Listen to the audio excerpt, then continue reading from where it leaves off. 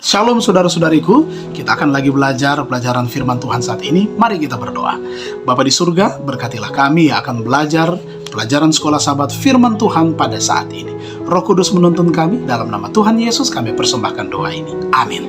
Nah, pelajaran sekolah sahabat kita atau ringkasan pelajaran sekolah sahabat kita berjudul Kesatuan Tubuh Kristus. Dan ini terdapat dalam Efesus 4 ayat 1 sampai ayatnya yang ke-16. Bacaan firman Tuhan kita adalah Efesus 4 ayat 1 sampai ayatnya yang ke-16, di mana Rasul Paulus coba menekankan bahwa persatuan adalah atribut atau tanda yang tak terpisahkan dari jemaat.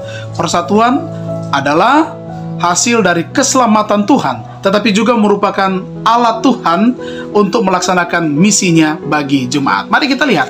Kalau kita lihat dalam Efesus 4 ayat 1 dan ayatnya yang kedua, bagaimana Tuhan katanya memanggil kita sebagai umat-umatnya di dalam pekerjaan pelayanan ini. Kita dipanggil di dalam pekerjaan pelayanan ini. Kemudian ayatnya yang ketiga, kalau kita lihat bahwa kita harus memiliki kesatuan roh. Ayat yang ketiga, kita harus memiliki kesatuan roh. Ayat 4, satu roh memanggil kita di dalam satu juga harapan. Ayatnya yang kelima, ada satu Tuhan, satu iman, dan juga satu baptisan. Ayat 6, satu Allah dan Bapa dari semua, yang ada di atas semua dan melalui semua dan di dalam semua. Ayatnya yang ketujuh, kepada kita masing-masing telah dianugerahkan kasih karunia menurut ukuran pemberian Kristus. Ada yang karuniakan kepada kita. Ayatnya yang ke-8, Kristus yang telah naik, Yesus yang bangkit dan naik. Itu ayat 8 sampai ayatnya yang ke-10. Kemudian ayat 11, akan memberi kita kasih karunia untuk melaksanakan tugas ini. Ayatnya yang ke-12, untuk memperlengkapi orang-orang kudus bagi pekerjaan pelayanan, bagi pembangunan tubuh Kristus. Kemudian ayatnya yang ke-13, kita semua telah mencapai kesatuan iman dan pengetahuan yang benar tentang Allah.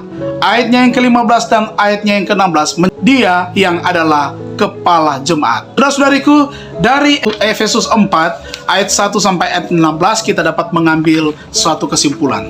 Kesimpulannya adalah seperti ini, bahwa ingat baik-baik, persatuan jemaat dapat dicapai dengan beberapa cara. Satu, yang pertama, persatuan jemaat dapat dicapai dengan mengambil bagian dalam sikap kerendahan hati, kelemah lembutan, dan kesabaran Kristus. Kita harus hidupkan ini, rendah hati, lemah lembut, dan kesabaran Kristus. Kemudian poin yang kedua, kita harus merenungkan teladan sempurna untuk kehidupan jemaat, yaitu tentang kealahan pribadi, kealahan Allah Bapa, Allah Anak, dan Allah Roh Kudus, tapi mereka satu di dalam pekerjaan penciptaan, bahkan juga pekerjaan penebusan keselamatan untuk saya dan saudara. Jadi kita harus meneladani akan persatuan daripada kealahan. Kemudian poin yang ketiga yang harus kita ingat di dalam jemaat Tuhan, kita harus memiliki satu harapan, satu iman, dan juga satu baptisan. Satu harapan, satu iman, dan satu baptisan. Kemudian yang terakhir, yang keempat adalah kepada jemaat Tuhan